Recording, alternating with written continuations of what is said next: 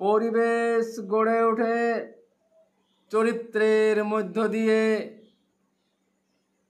অবস্থান করতে হয় স্থিতির মধ্য দিয়ে। সত্তা একটি জন্ম নেয় তৎপরতার মধ্য দিয়ে।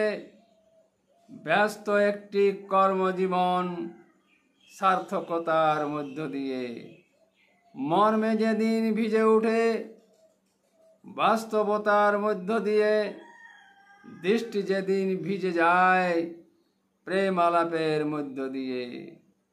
মন যেদিন ছুঁয়ে যায় প্রেম আলাপের মধ্য দিয়ে। উত্তাল হয়ে প্রেমের ঢেউ খেলতে থাকে অন্তরে।